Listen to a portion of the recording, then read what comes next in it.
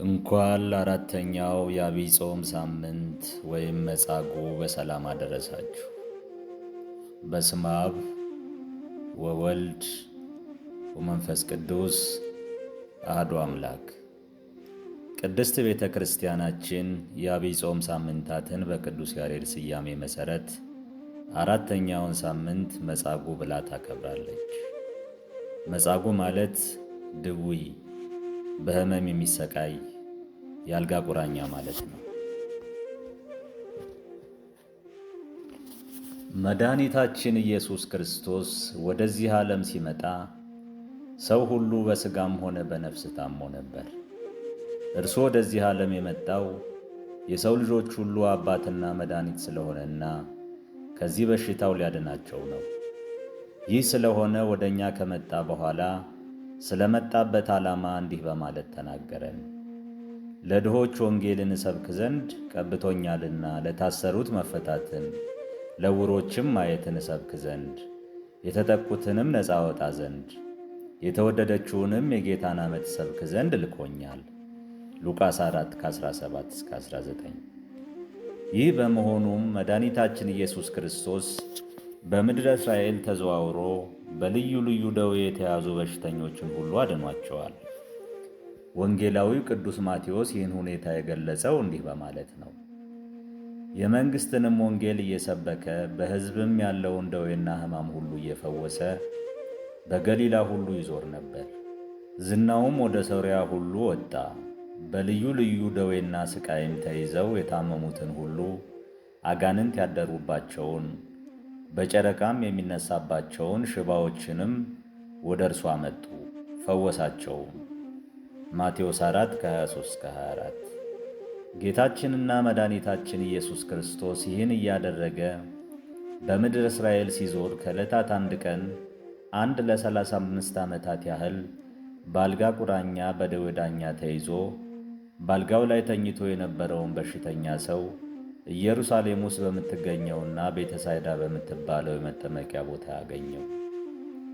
በዚህች የጸበል ቦታ ላይ ተኝቶ ድነቱን ለማግኘት ይጠባበቅ የነበረው ይህ ሰው ብቻ አልነበረም።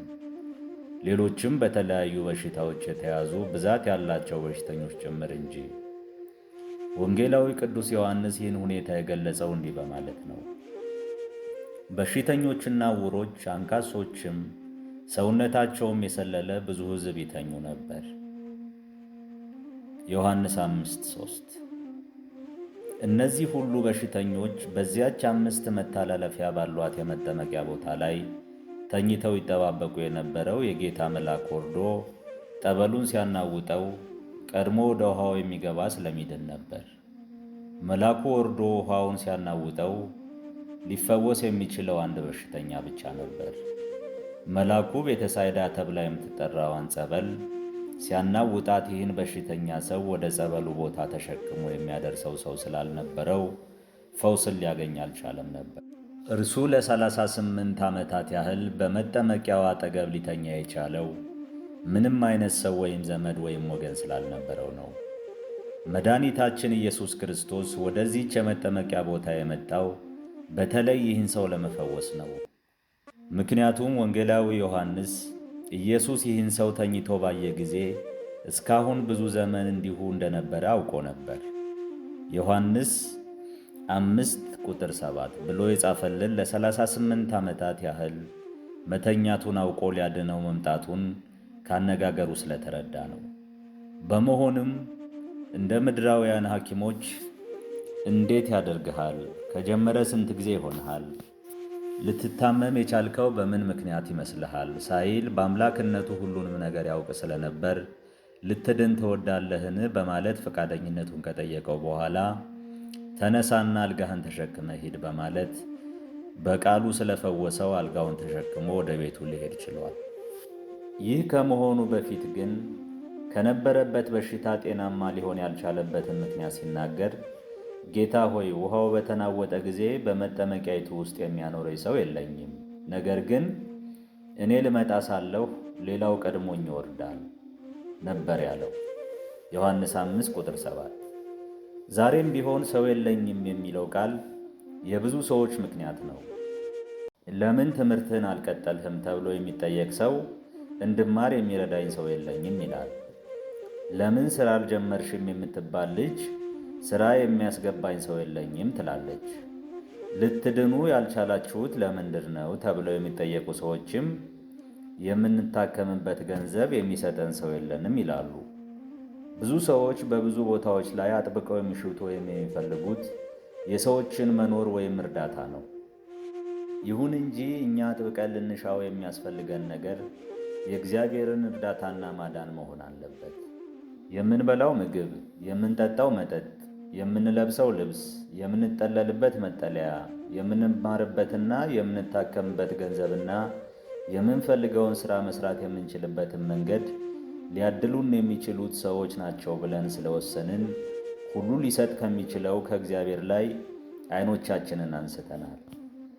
የሚያበላ፣ የሚያጠጣ፣ የሚያለብስ፣ መጠለያ የሚሰጥ፣ ሥራን የሚባርክ፣ የሚፈውስ፣ የሚያበለጽግ፣ የሚያኖር እግዚአብሔር መሆኑን አስረግጠን ስላላመንንና መተማመኛችንን ሁሉ በሰዎች ላይ ስላደረግን ልንድን አልቻልንም።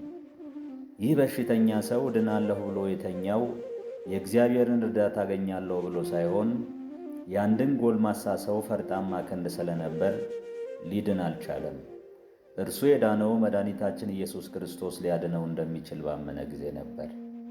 ለመዳንና ሌሎች ያጣናቸውን ነገሮች ለማግኘት በእግዚአብሔር ማመን ወሳኝ ነገር ነው። ማመን ከዚያም መዳን። እግዚአብሔር ያለው ሰው ሁሉም ነገር አለው። እግዚአብሔር የሌለው ሰው ግን ሁሉም ነገር ያለው ይመስለዋል እንጂ ምንም ነገር የለውም። የተማረ ቢመስልም አልተማረም። ሥራ ያለው ይምሰለው እንጂ ሥራ የለውም። ጤና ያለው ይምሰለው እንጂ ጤና የለውም። ሀብት ያለው ይምሰለው እንጂ ድሃ ነው። የለበሰ ይምሰለው እንጂ ዕርቃኑን ነው። እግዚአብሔርን ሳያምኑ የሚገኝ ትምህርት፣ ሥራ፣ ጤና፣ ልብስ፣ ሀብት ወዘተ በከንቱ የሚጠፉ ናቸውና ላጣው ነገር ሁሉ እንደ መፍትሄ አድርጎ ሰውን የሚያቀርብና መፍትሄ ሲያጣ ሰው ስለሌለኝ ነው በማለት ምክንያት የሚያቀርብ ሰው ከእግዚአብሔር ጋር ያለው ግንኙነት ደካማ ወይም ባዶ መሆኑን ይህ ሁኔታ ያረጋግጥልናል። መጻጉዕ እግዚአብሔር ሁሉን ነገር በማድረግ ከሰው የሚበልጥ መሆኑን ቢያውቅ ኖሮ እንዲህ አይልም ነበር። ብዙ ሰዎችም ከሰዎች ይልቅ የሚያምኑት እግዚአብሔርን ቢሆን ኖሮ ችግር ላይ አይወድቁም ነበር። ሰው በሰው ከሚታመን ይልቅ በእግዚአብሔር ቢታመን የሚሻል መሆኑን ነቢዩ ዳዊት ሲናገር እንዲህ ብለዋል። ለእኔስ ግን ወደ እግዚአብሔር መቅረብ ይሻለኛል፣ መታመኛዬም እግዚአብሔር ነው። መዝሙር 72 ቁጥር 28። ብዙዎች ግን መታመኛቸውን ወደ ሰው ስላደረጉ ወደ እግዚአብሔር ሊቀርቡ አልቻሉ። በእግዚአብሔር አምኖ ወደ ቤተ ክርስቲያን በመቅረብ ጠበል ከመጠመቅ በእምነት ከመታሸትና ቅባ ቅዱስ ከመቀባትና በመስቀል ከመዳሰስ ይልቅ በሰዎች አምኖ ወደ ጠንቋዩ፣ ወደ ቃልቻው ወይም ወደ ዛር ጎታቸው በመቅረብ እርሱ አድርጎ የሚላቸውን ነገሮች ማድረግን የሚሻል መፍትሄ አድርገው ተቀብለውታል። በእግዚአብሔር አምናለሁ ማለት ብቻም ድነትን ወይም ያጡትን ነገር አያስገኝም። ለመዳን ያመኑትን ነገር በሥራ መግለጽ ያስፈልጋልና። አንዳንድ ሰዎች እንዲሁ ባፋቸው ብቻ በእግዚአብሔር እናምናለን በማለት ቢናገሩም እምነታቸውን በሥራ ለመግለጽ ስላልቻሉ ሊድኑ አልቻሉም። በዚህ ጊዜ ጉድለቱ ከእነርሱ አለማመን እንደመጣ አድርገው ስለማይቀበሉ እግዚአብሔርን ሲያማርሩ እንመለከታለን። ሰው ግን የሚድነው በእምነት ብቻ ሳይሆን በሥራም ጭምር ነው። አባታችን አብርሃም በእምነት የጸደቀ ሰው ቢሆንም ይህን እምነቱን በሥራ አስረግጦ የገለጸው እግዚአብሔር አድርግ ወይም ሥራ ያለውን ነገር ስለሠራ ነው። እርሱ በእግዚአብሔር አምኛለሁ ብሎ በኃጢአት ከተሞላው ከከለዳውያን አገር ከኡር ለማውጣት ፈቃደኛ ባይሆን ኖሮ እግዚአብሔር የገባለትን ቃል ኪዳን በሙሉ ሊያገኝ አይቻልም ነበር። ማመን ካመኑ በኋላ ያመኑትንም ነገር በሥራ መግለጽ የክርስትና አብይ መርሆ ነው። ይህ ስለሆነም ነው ሐዋርያው ቅዱስ ያዕቆብ እንዲህ በማለት የተናገረው፣ ከነፍስ የተለየ ሥጋ የሞተ እንደሆነ እንዲሁ ደግሞ ከሥራ የተለየ እምነት የሞተ ነው። ያዕቆብ 2:26። ሥራና እምነት የማይለያዩ የአንድ ሳንቲም ሁለት ገጽታዎች ናቸው ማለት ነው። እምነት ያለ ሥራ፣ ሥራም ያለ እምነት ዋጋ ወይም ድነት ሊያሰጡ አይችሉም ማለት ነው። የሰው ሥጋ ሞተ የሚባለው ነፍሱ ስትለየው ነው። የሰው እምነትም ሞተ የምንለው ሥራ ሲለየው ነው። ለማመንም አጋንንትም እግዚአብሔርን ያምኑታል፣ በፊቱም ይንቀጠቀጣሉ። ይሁን እንጂ እምነታቸውም በሥራ ሊገልጹት ስላልቻሉ ወይም ስላልፈቀዱ ሊድኑ አልቻሉም። ስለዚህ ታሞ ለረጅም ጊዜ በአልጋ ላይ የተኛ ሰው እግዚአብሔርን አምናለሁ እያለ ይህ እምነቱን በሥራ መግለጽ የማይችል ከሆነ የእርሱ እምነት ከአጋንንት እምነት ጋር የሚመሳሰል ስለሆነ ድኖ የተኛበትን አልጋ ተሸክሞ መሄድ አልቻለም። ይህ ሰው እምነቱን እግዚአብሔር በሚከበርባቸው ሥራዎች ሳያስደግፍ እርሱ የሚከበርባቸውን ሥራዎች የሚሠራ ከሆነ ሊድን አይችልም። ሥራዎቹ ይበልጥ ከእግዚአብሔር ጋር የሚያጣሉት ሥራዎች ናቸውና። አንድ ክርስቲያን ነኝ የሚል ሰው ልብስና ምግብ ላጡ ሰዎች እምነቱን ምግብና ልብስ ለመስጠት ወይም በሥራ በመግለጽ ሊታደጋቸው ይገባዋል እንጂ ያለምንም አይነት በጎ ሥራ ሳያደርግላቸው በደህና ሂዱ፣ እሳት ሙቁ፣ ጥገቡም ቢላቸውና ለሰውነታቸው የሚያስፈልጋቸው ምግብና ልብስ ባይሰጣቸው የእርሱ እምነት በሥራ ስላልተገለጸ እምነቱ የክርስቲያን እምነት ሳይሆን የአጋንንት እምነት ነው ማለት ነው።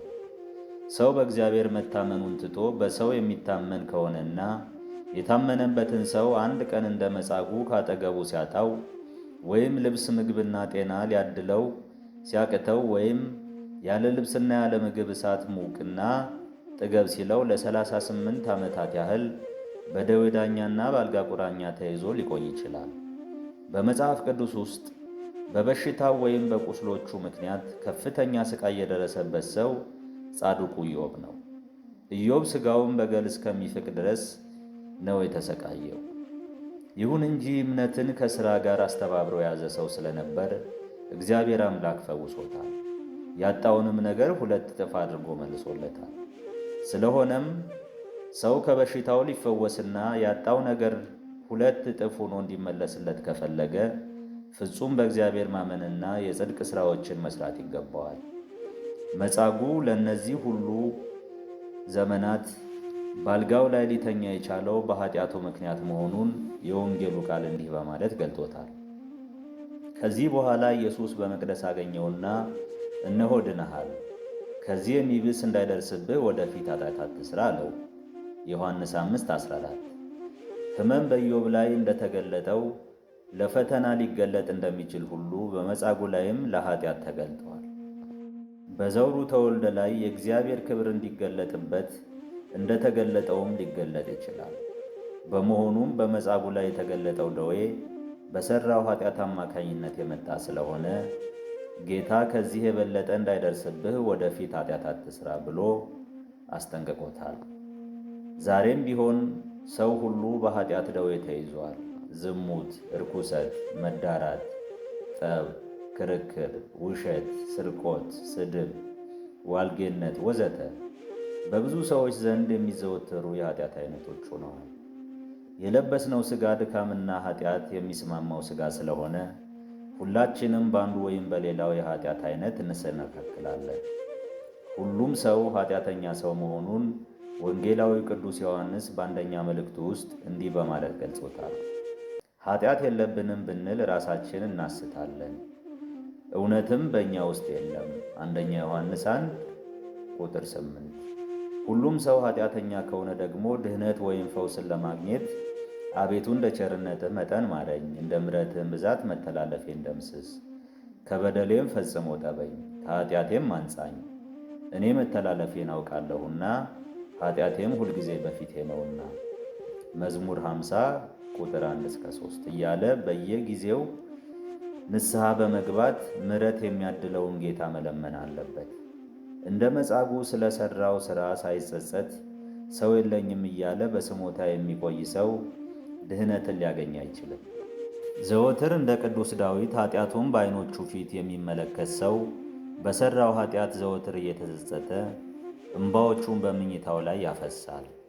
ዛሬ ግን ብዙ ሰዎች ኃጢአት መሥራታቸው ከቶውኑ ትዝ ስለማይላቸው በንስሐ ሊመለሱ አልቻሉም። ከግማሽ በላይ የሚሆነው ዕድሜያቸውን የሚያሳልፉት በኃጢአት አልጋ ላይ ተንጋለው ነው። አምላካችን ኢየሱስ ክርስቶስ አስቀድመን ከተኛንበት የኃጢአታችን አልጋችን ላይ በመነሳት ይህንን ዋልጋችንን ተሸክመን እንድንሄድ በመናገር የሚገድል ኃጢአታችንን በመከራው በሞቱና በትንሣኤው ቢያጠፋልንም ተመልሰን እዚያው አልጋችን ላይ በኃጢአት ተጠልፈን ወድቀናል። ካሁን በኋላ መድኃኒታችን ኢየሱስ ክርስቶስ በኃጢአት ወድቀው በንስሐ ለመመለስ ላልቻሉት ኃጢአተኞች ለሁለተኛ ጊዜ አልጋህን ተሸክመ ሂድ ለማለት በአጭር ቁመት በጠባብ ደረት አይገለጥም። የማይጠቅመውንም ባሪያ በውጭ ወዳለው ጨለማ አውጡት፣ በዚያ ልቅሶና ጥርስ ማፋጨት ይሆናል በማለት ሊፈርድበት እንጂ። ማቴዎስ 25 ቁጥር 30። የአምላካችን የእግዚአብሔር ፍቅር የጌታችን የኢየሱስ ክርስቶስ ጸጋና የመንፈስ ቅዱስ ኅብረት ከእኛ ጋር ይሁን፣ አሜን። ይቆየን። በጎውን ሁሉ ለእኛ ያደረገና የሚያደርግ እግዚአብሔር ስሙ የተመሰገነ ይሁን፣ አሜን። መጻጉዕ በመባል የሚከበረው የዐቢይ ጾም 4ኛው ሳምንት ዝግጅት በዚህ ተጠናቀቀ። ውድ የባህራ ሚዲያ ቤተሰቦች ቻናላችን ለበርካታ የኦርቶዶክስ ተዋሕዶ ልጆች ተደራሽ እንዲሆን ሰብስክራይብ በማድረግና የደወል ምልክቱን በመጫን እንዲሁም ቪዲዮዎቻችን ላይክ፣ ኮሜንትና ሼር በማድረግ ቻናሉን ተባብራችሁ እንድታሳድጉ በአክብሮት እንጠይቃችኋለን። እናመሰግናለን።